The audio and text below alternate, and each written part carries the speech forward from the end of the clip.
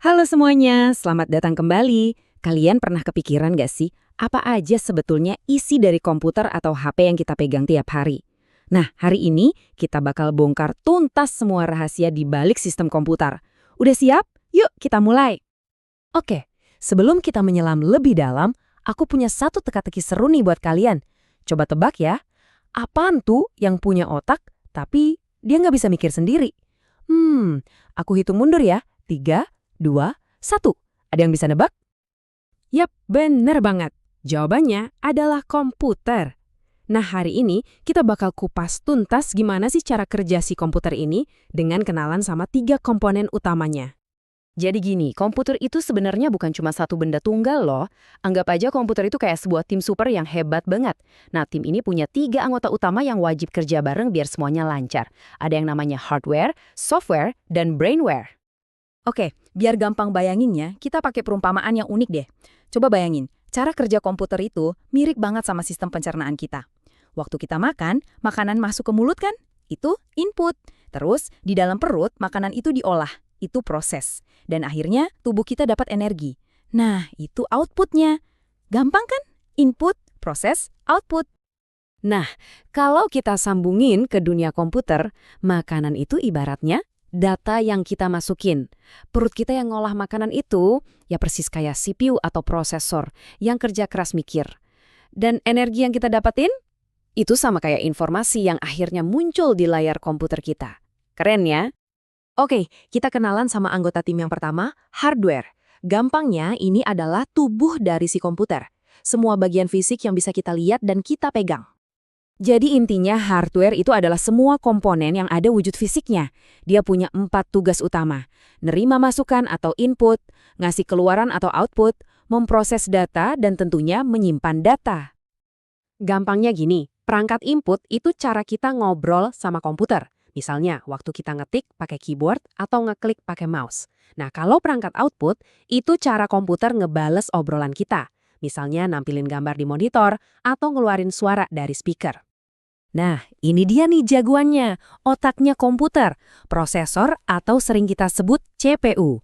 Waktu kalian lagi asyik main game, ngegerakin karakter, atau buka aplikasi favorit, CPU inilah yang mikir super kenceng buat ngejalanin semua perintah kalian. Terus, semua file, foto, dan game kalian disimpan di mana? Tentu aja di perangkat penyimpanan yang fungsinya kayak memori atau lemari arsip komputer. Ada yang disimpan di dalam komputer itu sendiri, kayak hard disk. Ada juga yang bisa kita simpan di langit, alias cloud, kayak Google Drive. Jadi bisa kita akses dari mana aja. Lanjut ke anggota tim kedua, software. Kalau tadi hardware itu tubuhnya, nah software ini ibarat jiwa atau perintah yang ngebuat si tubuh itu bisa bergerak dan berbuat sesuatu. Dan ini poin yang penting banget ya. Tanpa adanya software, hardware secanggih apapun itu cuma bakal jadi kotak pajangan yang nggak bisa ngapa-ngapain. Bener-bener nggak ada gunanya. Software sendiri ada beberapa jenis. Tapi yang paling dasar dan paling penting, yang jadi pondasi semuanya, itu adalah sistem operasi atau operating system.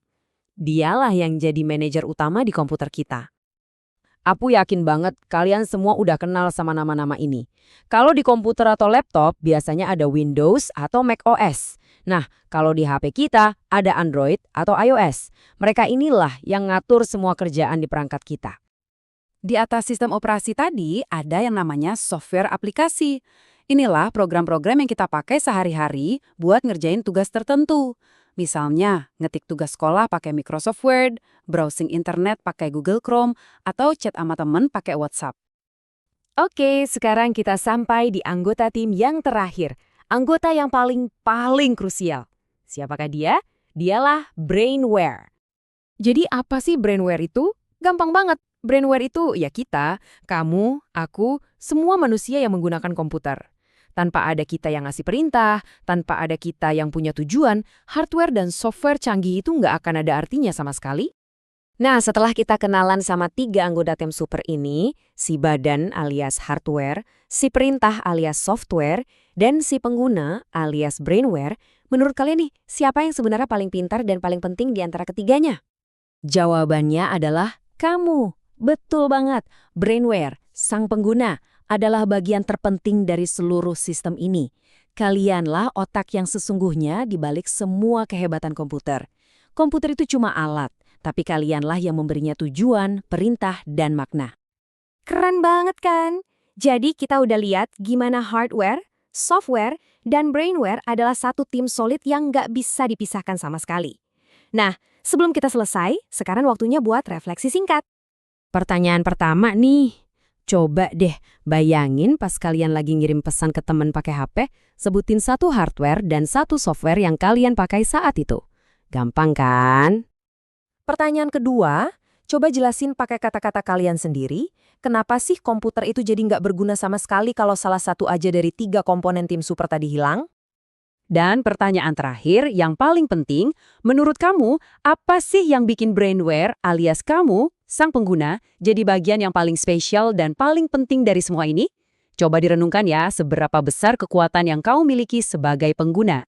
Sampai jumpa di pembahasan kita selanjutnya.